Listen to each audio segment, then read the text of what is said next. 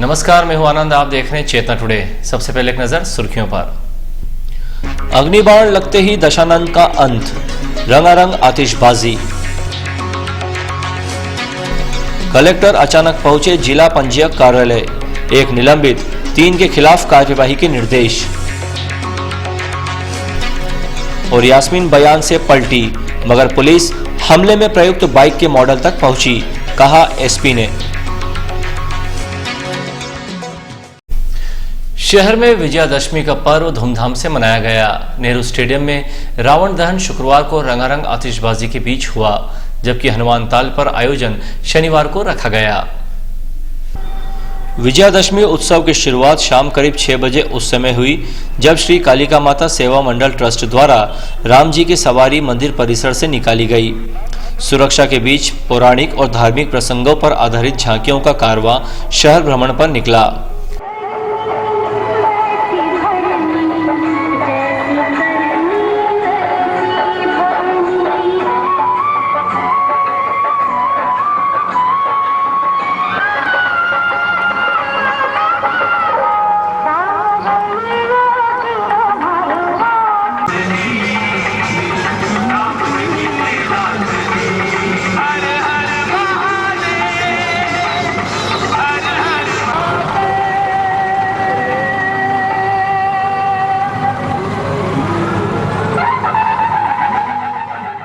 झांकियां जब शहर में भ्रमण कर रही थी तब नेहरू स्टेडियम में उत्सव की छटा बिखरने लगी थी।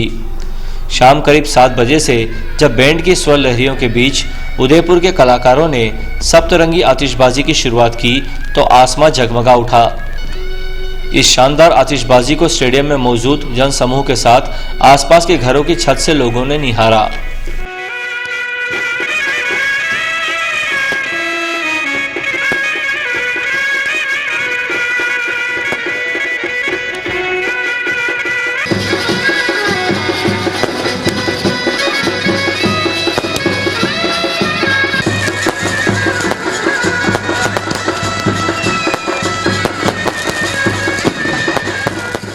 कार्यक्रम में विधायक चैतन्य काश्यप, कलेक्टर डॉक्टर संजय गोयल, महापौर शैलेन डागा, एसपी डॉक्टर आशीष, निगम आयुक्त सोमनाथ झारिया सहित गणमान्य जन उपस्थित थे, जिन्होंने राम जी की सवारी के पहुंचने पर स्वागत किया।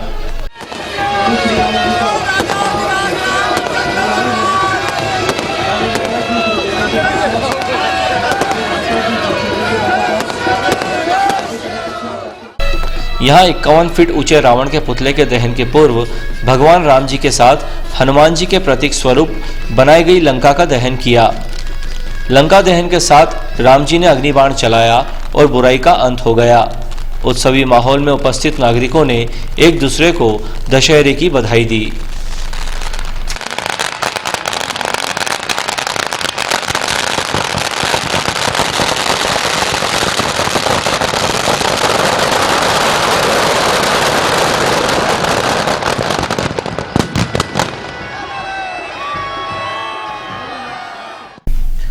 कलेक्टर डॉक्टर संजय गोयल ने जिला पंजीयक कार्यालय का आज आकस्मिक निरीक्षण किया। निरीक्षण के दौरान अनुपस्थित एक कर्मचारी को निलंबित किया। वहीं 2 उप पंजीयकों के विरुद्ध अनुशासनात्मक कार्यवाही के निर्देश दिए।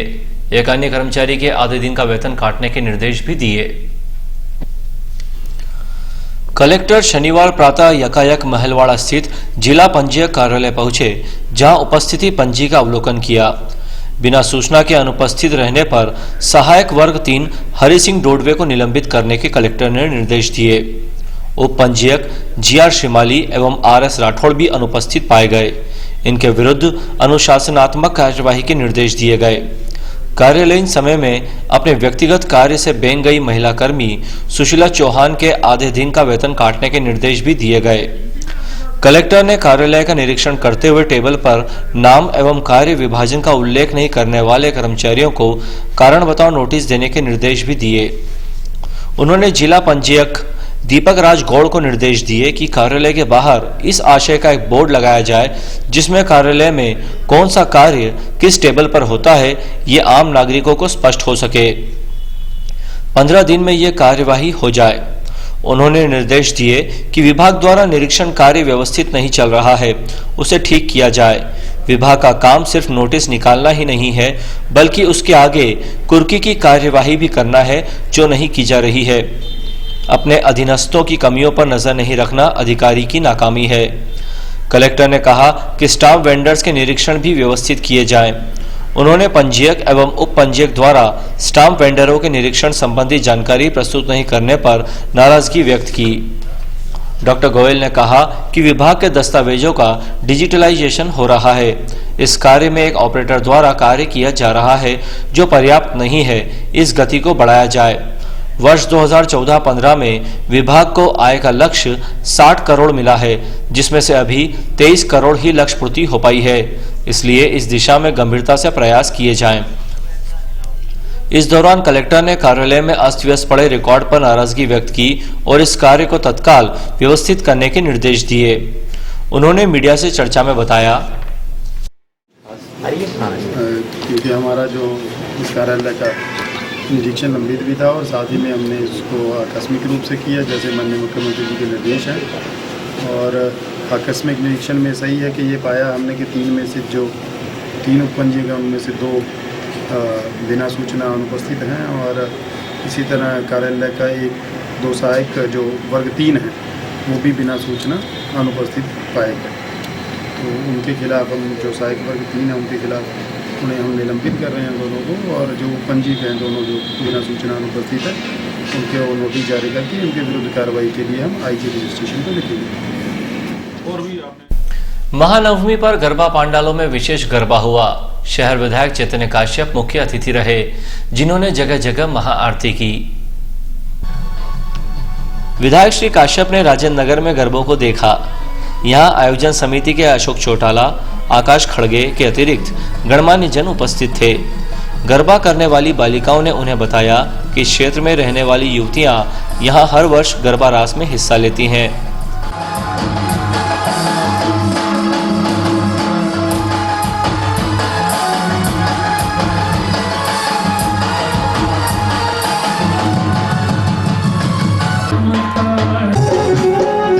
शक्तिनगर में नव दुर्गा उत्सव समिति ने श्री काश्यप का स्वागत शॉल ओढ़ाकर किया। यहाँ वार्ड पार्षद श्रीमती मनीषा शर्मा सहित अन्य उपस्थित थे। श्री काश्यप ने यहाँ गरबे देखे।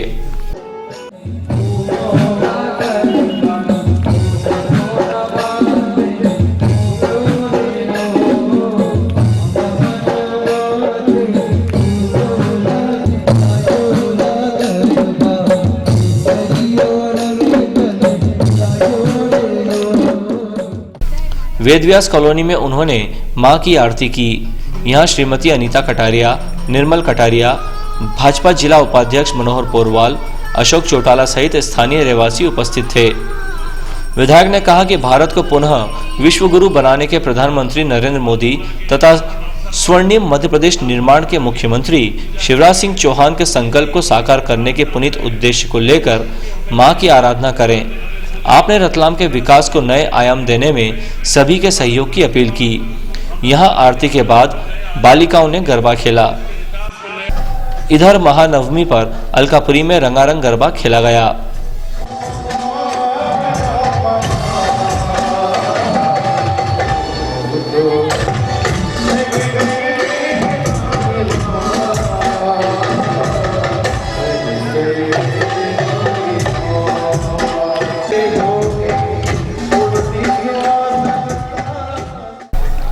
दीनदयाल नगर में युवतियों ने शानदार प्रस्तुतियां दी।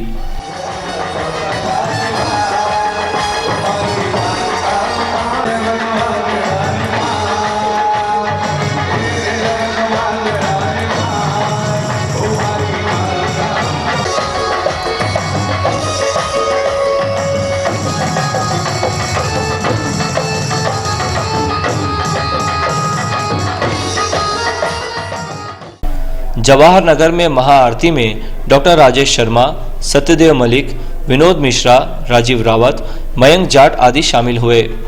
नगर के अन्य क्षेत्रों में भी गरबों की धूम रही। गरबा पांडालों से माताजी की प्रतिमाओं को विसर्जन के लिए उत्सवी वातावरण में ले जाया गया।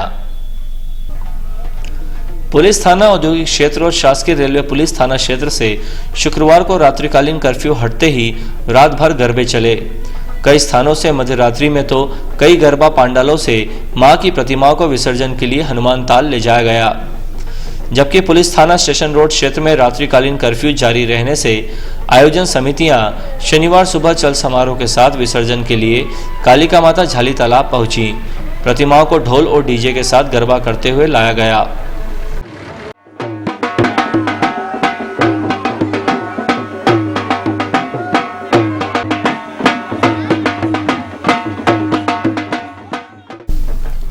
तालाब पर विधिवत रूप से पूजन आरती कर विसर्जन के लिए रखा गया। यहां से नगर निगम के वाहन प्रवाहित जल में विसर्जन के लिए वाहनों में लेकर गए। यही व्यवस्था हनुमान ताल पर भी रही। कांग्रेस पार्षद यास्मीन शेरानी के हमलावर की तलाश में जुटी पुलिस को घटना में प्रयुक्त बाइक के मॉडल सहित अन्य सूत्र हाथ लग चुके हैं। हालांकि पार्षद अपने पूर्व बयान से पलट गई हैं। इधर कपिल हत्याकांड के मास्टरमाइंड हैदर से पुलिस 8 अक्टूबर तक पुलिस रिमांड में पूछताछ करेगी। बकरीद पर पुख्ता सुरक्षा इंतजाम रहेंगे। एसपी डॉक्टर आशीष ने कंट्रोल रूम पर नियमित प्रेस ब्रीफिंग में बताया कि कपिल हत्याकांड में गिरफ्तार मास्टरमाइंड हैदर के कब्जे से घटना में प्रयुक्त पिस्टल जब्त हुआ है। हत्या की मुख्य वजह आपसी रंजिश और पुराने विवाद ही सामने आए हैं। उन्होंने स्पष्ट किया कि हैदर ने अपने साथियों के सहयोग से कपिल पर हमला किया था। उसका कोई गैंग नहीं है, वो ढाबा चलाता है, मगर पुलिस उसके बारे में और ज्यादा जानकारियां एकत्र कर रही है। एसपी ने बताया, हैदर को शनिवार को पुलिस ने मुख्य न्यायिक दंडाधिकारी के न्यायालय में पेश किया, जहां से उसे 8 अक्टूबर तक पुलिस रिमांड पर सौंपा गया है। हम उससे विस्तृत पूछताछ करेंगे, जबकि पूर्व में गिरफ्तार 5 आरोपियों का पुलिस रिमांड समाप्त होने पर कोर्ट ने उन्हें जेल भेजने के आदेश दिए हैं। पार्षद यास्मीन पर हुए हमले में हमलावर की धरपकड़ में पुलिस ने आरोपी द्वारा प्रयुक्त बाइक के मॉडल की जानकारी हाथ लगने की पुष्टि की है। एसपी ने बताया कि महत्वपूर्ण सूत्र हाथ लगने के बाद साइबर टीम जांच में जुटी है। हालांकि यास्मीन ने पुलिस को जो पहले बयान दिए थे उससे वो पलट रही है। हमले के दौरान मौजूद उसके ड्राइवर जय ने भी हमलावर का चेहरा पहचानने से इनकार किया है, जिससे आरोपी का स्केच नहीं बन पाया है। लेकिन बावजूद इसके पुलिस आरोपी तक पहुंचने में जुटी है। यास्मीन और जय से पुलिस टीमें लगातार बयान दर्ज कर रही है। उन्होंने याद दिलाया कि डीजीपी ने हमलावर की गिरफ्तारी में मदद पर 1 लाख रुपए के इनाम की घोषणा की है। पुलिस को सूचना गोपनीय ढंग से भी दी जा सकती है। डॉक्टर आशीष ने बताया कि बकरीद पर भी कड़े सुरक्षा इंतजाम रहेंगे। रैपिड एक्शन फोर्स, पुलिस बल सहित मोबाइल पार्टियां सजग रहेंगी। ऊंचे भवनों पर फोर्स तैनात रहेगी। नगर में शनिवार को भी पुलिस थाना माणक चौक और स्टेशन रोड क्षेत्र में कर्फ्यू यथावत रहेगा, जबकि औद्योगिक क्षेत्र व जीआरपी थाना क्षेत्र कर्फ्यू से मुक्त रहेंगे। कलेक्टर डॉक्टर संजय गोयल ने मीडिया से चर्चा की। कलेक्टर डॉक्टर गोयल ने पत्रकारों को बताया, कर्फ्यू को यथावत जारी रखा जा रहा है, लेकिन प्रशासन किसी भी अप्रिय स्थिति से निपटने के लिए अपने संसाधनों की भी समीक्षा कर रही है। मजिस्ट्रेट के वाहनों पर साउंड सिस्टम सहित अन्य उपकरणों को अपडेट कर रहे हैं ताकि भीड़ को नियंत्रित किया जा सके। उन्होंने बताया, शहर के प्रमुख सार्वजनिक स्थानों पर सीसीटीवी कैमरे लगाए जाने के प्रस्ताव को लेकर शासन स्तर पर लंबित कार्यवाही को गति देंगे। वहीं नगर निगम परिसर में भी कैमरे लगाए जाने पर महापौर से चर्चा हो चुकी है। जिला चिकित्सालय में भी सीसीटीवी कैमरे के साथ सुरक्षा बंदोबस्त पुख्ता होंगे। शासकीय कला एवं विज्ञान महाविद्यालय के पूर्व प्राचार्य डॉक्टर एस के शर्मा का शनिवार को इंदौर में निधन हो गया। ये जानकारी उनके दामाद आलोक गांधी ने अपने फेसबुक अकाउंट पर दी है। अंत्येष्टि इंदौर में हुई। अंतिम यात्रा में गणमान्य जन शामिल हुए। शनिवार को दोपहर में मूसलाधार बारिश ने शहर को भी भिगो दिया। नागरिकों को मौसम के आक्रामक तेवरों से राहत मिली, लेकिन मेले में ये मुसीबतों की बरसात सिद्ध हुई। शनिवार सुबह 10 बजे से ही तेज धूप और उमस के कारण लोगों को पसीने छूटने लगे थे। दोपहर 3 बजे आसमान में जमा हुए बादल देखते ही देखते बरसने लगे। लगभग 15 से 20 मिनट तक तेज बारिश हुई, जिससे सारा शहर भीग गया। ताज़ा बारिश से लोगों को तेज गर्मी से राहत मिली, मगर मेले में परेशानियां खड़ी हो गई। राष्ट्रीय स्वयंसेवक संघ द्वारा प्रतिवर्ष विजयादशमी के अवसर पर निकाले जाने वाला पथ संचलन 5 अक्टूबर को कॉलेज मैदान से निकाला जाएगा। पथ संचलन में रतलाम नगर के स्वयंसेवक भाग लेंगे। अंत में एक नजर फिर से सुर्खियों पर।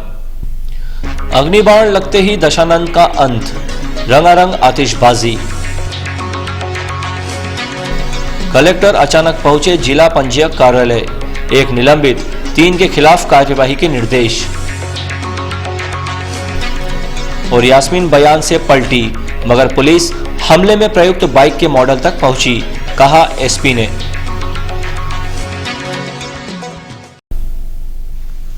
चेतना टुडे में आज बस इतना ही। हम फिर मिलेंगे कुछ और नई सुर्खियों के साथ। तब तक के लिए नमस्कार।